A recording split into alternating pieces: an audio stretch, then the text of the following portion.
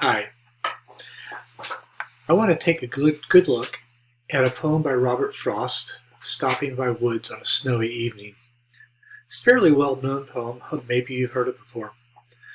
What I'm going to do, though, is to follow my 5 steps to reading the poem. And I want you to follow along with me. First step is to read the poem out loud. When you first encounter a poem, it's okay to make mistakes when you read it. Sometimes you have to get used to difficult words, or perhaps the way the lines are broken kind of gives you a problem. You gotta get a sense of the feel and the sound of the poem. After we get through this entire process, the last step is going to be not just to read it, but to perform it, because we're going to understand it by then. Let me start with the first one. Now, I probably won't make too many mistakes because I read this thing a lot, but let's try it out. Whose woods these are, I think I know. His house is in the village, though.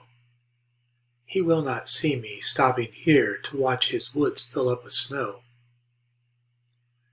My little horse must think it queer to stop without a farmhouse near between the woods and frozen lake the darkest evening of the year. He gives his harnessed bells a shake to ask if there is some mistake. The only other sound's the sweep of easy wind and downy flake. The woods are lovely, dark and deep, but I have promises to keep, and miles to go before I sleep, and miles to go before I sleep. Okay, nice poem. The next step is to paraphrase the poem, to put it into plain English. Answer the question, who's speaking, what's the situation, are there any other characters either on or off stage in this poem? So let's take a look at it for a paraphrase. What seems to be happening here is that the speaker of the poem, the I of the poem, is on a journey. It's not a long journey. It's not like he's going for very, very long distances. But he's going someplace. He's coming from someplace. He's going someplace else. He lives in a place that's woody and has snow. It's winter time, so it's not California for sure. In fact, it probably I know a little bit about Robert Frost, and he wrote a lot of his poems in New England, so he's probably in New Hampshire. Okay, so he's in a sleigh. He's not driving a car, he's in a sleigh. And the sleigh is being pulled by a single horse. It's the old one-horse open sleigh of Jingle Bells, actually. Okay. So he's in a sleigh, and he's going someplace, and he decides to take a shortcut. And he's going through some woods that are owned by somebody that he knows, who doesn't live at the woods. The woods is just a kind of a wilderness, but he owns the property, and he lives in the village, and therefore he won't see the guy stopping and watching the woods as it fills up with snow. So that first stanza gives us a lot of information. And number 1 tells us that where he is, he's in the woods, he's away from the village, away from where people are. He knows who owns the property, and there's a little sense of trespassing there, kind of a nudge of trespassing. He will not see me stopping here. So that kind of gives me a sense that it's a bit mischievous that he's on this man's land. But it's okay. It's not a big deal. The second stanza tells me a little bit more. This is where I find out that he's in a horse-drawn sleigh. My little horse must think it queer to stop without a farmhouse near. Okay, so now we get the horse almost like another personage, another presence in the poem. The horse thinks it's pretty odd that you would stop and not have a farmhouse. A farmhouse, of course, to the horse would mean a destination, between the woods and frozen lake, the darkest evening of the year. So that tells me that the weather's not real inviting. It's really, really cold. The lake is frozen. It's dark. It's the darkest evening of the year. It must be in December. So the horse thinks this is a bad place to stop. Why are we stopping here? He gives, now back to the horse, he gives his harness bells a shake to ask if there is some mistake. So the horse has a little bit of a personality. He actually, in a way, asks the question, what's going on here? And he asks that question by shaking his harness bells. So far, this poem is pretty lighthearted. It's a guy going on a trip in a one-horse sleigh in the snow. It's really dark and really cold, and he's taking a shortcut, kind of. He's going through this woods that are not his, and he probably is trespassing, but he's not worried about it. And then he stops because he's watching the snow fall in the woods. He's watching this peaceful scene. And the horse thinks it's weird. Why are we stopping here? It's cold. There's not even a farmhouse around. Now, notice the next thing that happens. We got a period here. The only other sounds the sweep of easy wind and downy flake. There is a tone change here, isn't there? Everything above here is kind of playful. Now it's getting more serious. This is wonderful imagery here. The sweep of easy wind and downy flake. It changed from being playful to peaceful. The woods are lovely, dark, and deep, but I have promises to keep and miles to go before I sleep. So he'd like to stay in this woods because it's so pretty and peaceful, but he's got promises to keep. He's on a journey. After all, so maybe he's got to be somewhere. He's got to fulfill a function. He's got to visit somebody. He made a promise to be there. And so therefore, he can't just stay here. He's got to move on. So that's the story of the poem. The story of the poem is the guy's on a journey in the woods, snow, sleigh, one horse, open sleigh, stops, is captivated by the vision of the woods filling up with snow, and he would like to stay, but he can't because he's got to be somewhere. He's promised to be somewhere. Okay, there's your basic storyline. Now we're going to analyze it. Wait, back up. Who's speaking? Okay, there's an I of the poem. We don't know that it's the poet. We don't want to say it's Robert Frost. It's more like a character Robert Frost has drawn, and it may have something to do with Frost and his own point of view, his own voice. But we don't want to say it is him. It's a character. Who's speaking? Okay. Situation, we talked about that. It's a cold night, the snow and all that. Other characters. Well, there are two other characters, really, aren't there? Maybe three. First, we have the character of the speaker. We have the character of the pony, the horse that's drawing the sleigh. We have the character of the man who owns the woods, but he's off stage. And then possibly we have ourselves as a presence in the poem. He's speaking to us. He's not talking to himself. Okay. So now we'll analyze the poem. We're going to really get into it. Let's look at the rhyme scheme first. Okay, let me mark it with letters. No, we'll call that A. Though, we'll call that A. It rhymes with no. Here, we'll call that B. Snow, that's A again.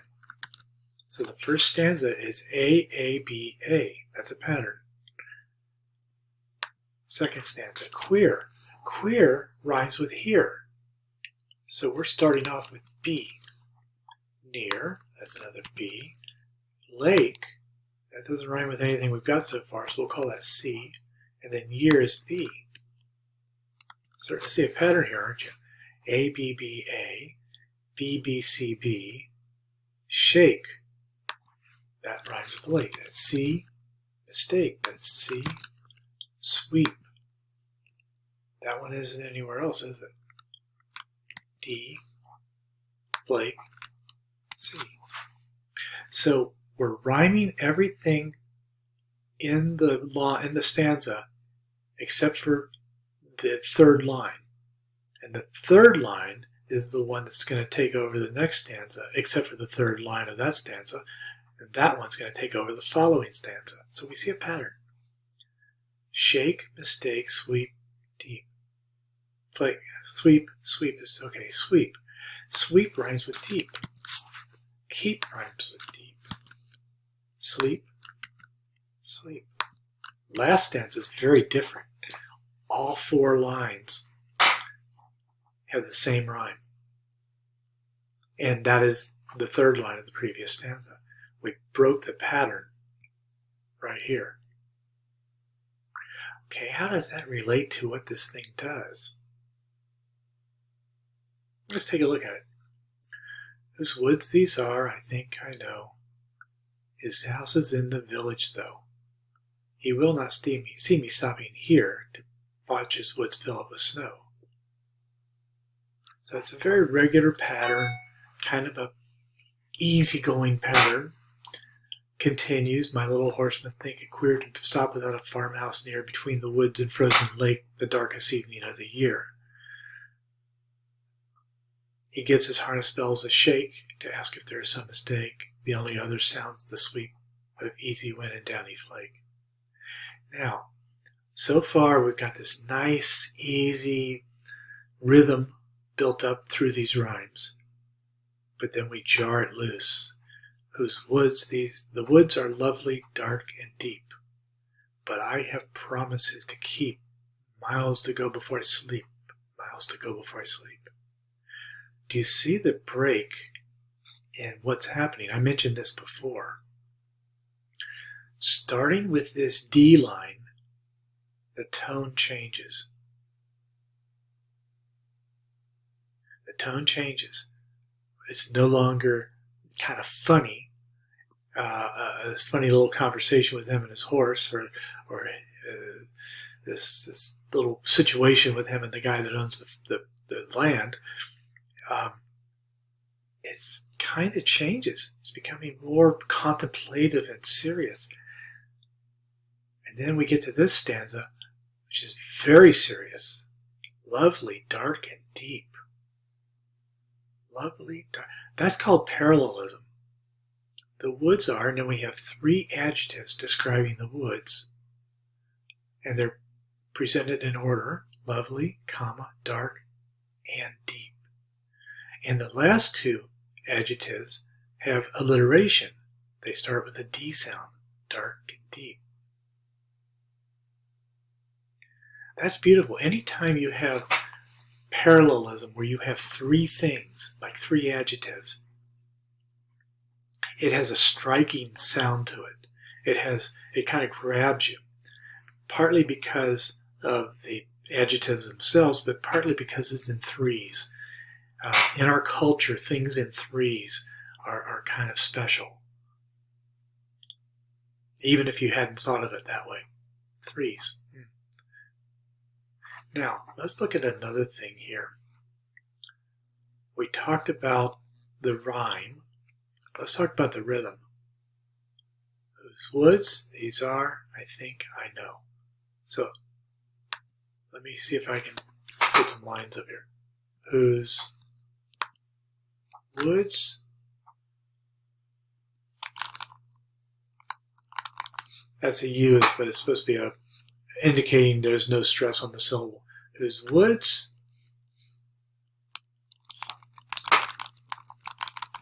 these are,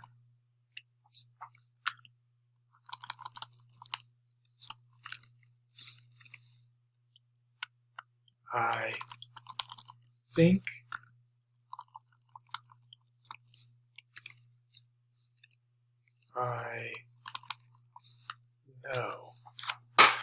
Okay. His house is in the village, though he will not see me stopping here to watch his woods fill up with snow. What we have here is a da-da, da-da, da-da, da-da. Unstressed, stressed, unstressed, stressed. Da-da, da-da, da-da, da-da. What does that sound like? Da-da, da-da, da-da, da-da. Sounds like a heartbeat.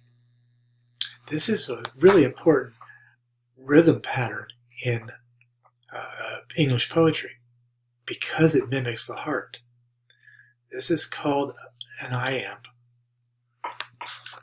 Called an iamb. That's an I, by the way, not an L. An iamb is unstressed, stressed. Now, one of these combinations of unstressed stress is called a foot, and we count how many feet there are in the line. So 1, 2, 3, 4.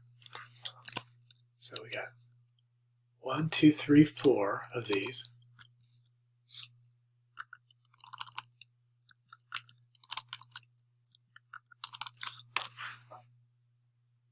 Do all the lines have the same number of feet? His house is in the village, though he will not see me stopping here to watch his woods fill up with snow. So the whole thing is 4 iambs in the line. Very structured. My little horse must think it queer to stop without a farmhouse near, between the woods and frozen lake, the darkest evening of the year. That one's the same pattern. He gives his harness bells a shake to ask if there is some mistake. The only other sounds the sweep of easy wind and downy flake. That's the same pattern. The woods are lovely, dark and deep, but I have promises to keep, and miles to go before I sleep, and miles to go before I sleep. So the whole thing follows the same pattern. That is 4 iambs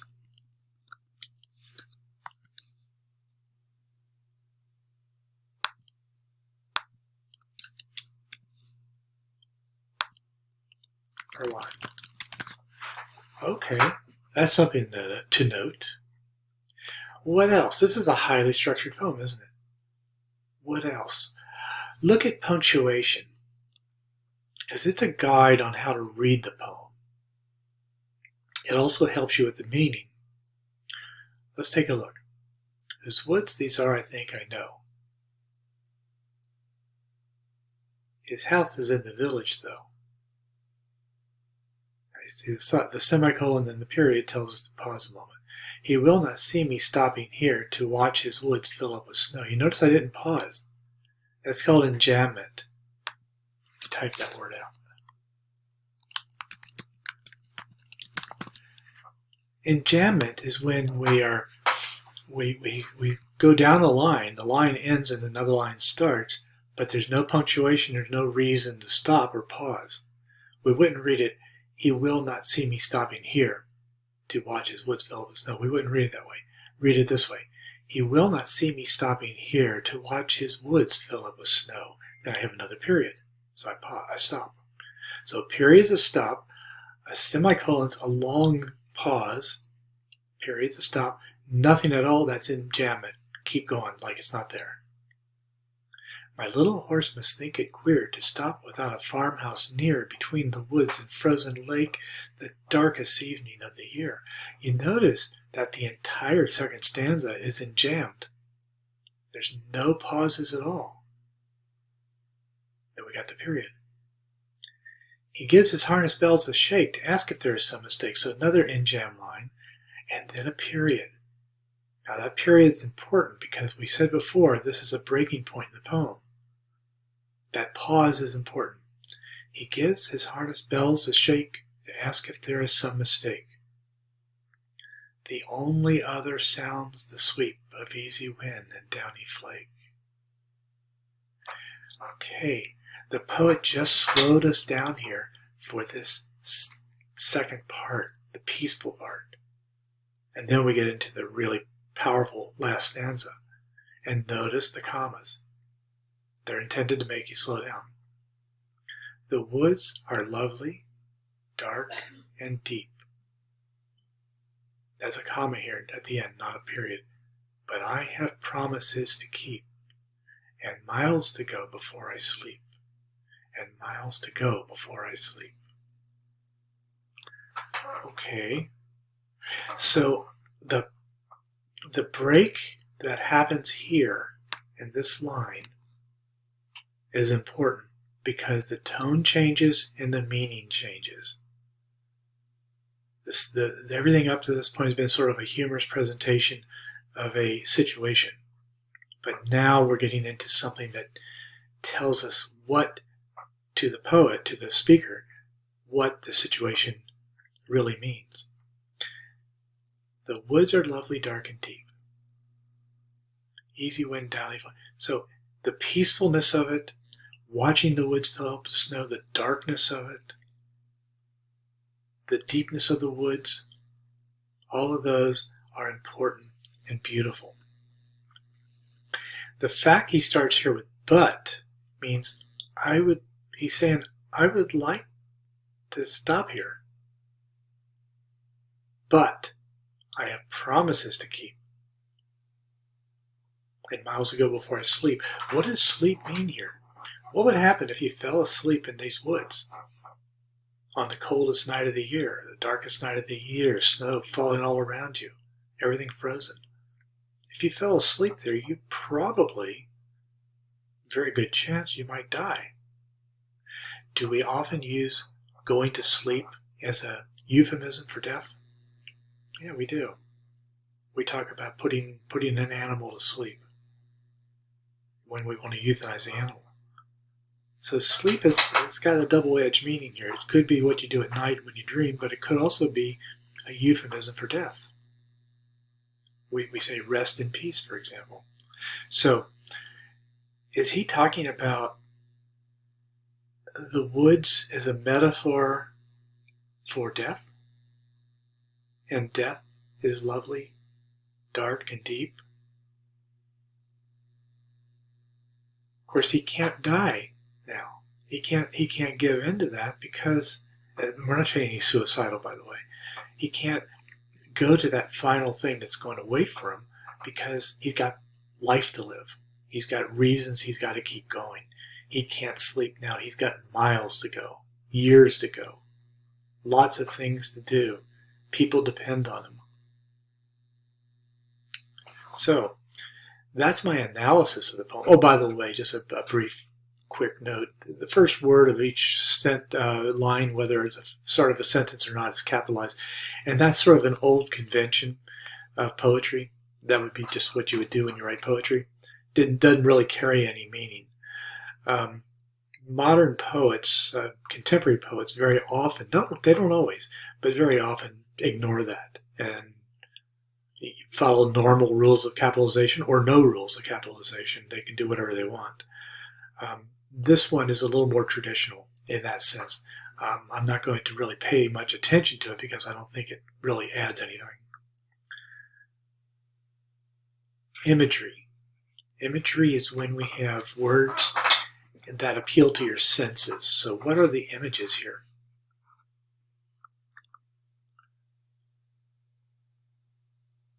He will not see me stopping here to watch his woods fill up with snow. Fill up with snow is sort of a visual image, isn't it? We can kind of imagine snow falling in the woods. Then we have the horse, in his opinion, no farmhouse near. Sort of a negative visual image, isn't it? If it was a farmhouse, we'd see it. The lack of the farmhouse we can almost see too. We can see the emptiness. And we got the frozen lake. Frozen is a tactile image. We know what cold really means, what frozen means. And lake would be a visual image.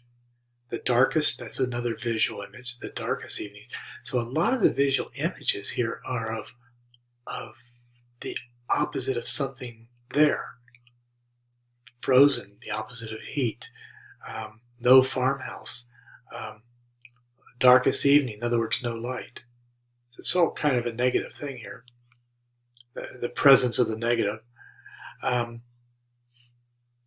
Gives his harness bell a shake. That's a sound image, isn't it? Appealing to our sense of sound. Gives its harness bells a shake. You can almost see the horse doing that too, so it's kind of a visual too. The only other sounds the sweep of easy wind and downy flake. Now those are powerful images. The sweep, not gusty, not starch and stop slot. It's a steady, easy wind, not gale force winds. Easy wind and downy. Downy. We know what that means. That means like the down feathers of a bird. The softness of it, the downy flake. We have those are both tactile images. The feel of the wind and the softness of the flake. The woods are lovely, dark, and deep. Dark, that's a visual image. Promise is to keep it miles before I sleep. I don't see any images in here except for the dark part. This is all fairly intellectual here. So a very powerful use of imagery here too. Okay, now I'm going to make a thesis about what this poem is really about, what Frost wants to tell us in this poem, and how he uses his craft to express this message. I think this poem is about death.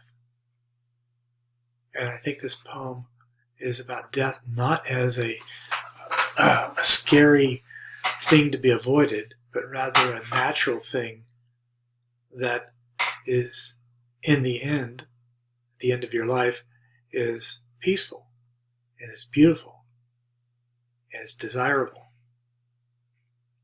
But I also think that this poem is not only about death, but it's also about life. That all of these images are of life. These are images. They appeal to your senses, therefore they're living things. And promises to keep, miles to go before I sleep. It's about life with its obligations, its promises to keep. That almost implies also love, perhaps. You make a promise to your kids. You make a promise to your spouse. You make a promise to your friends. That's because you love them. You're going to keep your promises. To keep your promises, sometimes, not always, sometimes it's strictly illegal, but sometimes keeping your promise is a sign of love, being reliable. And miles to go before I sleep, I translate miles into years, and before I sleep into I die. In other words, there's a lot left of the journey of life here. And I've got to keep those promises so I can't stay in this lovely, dark, and deep woods. I'm just getting a glimpse of it now, but I've got to move on.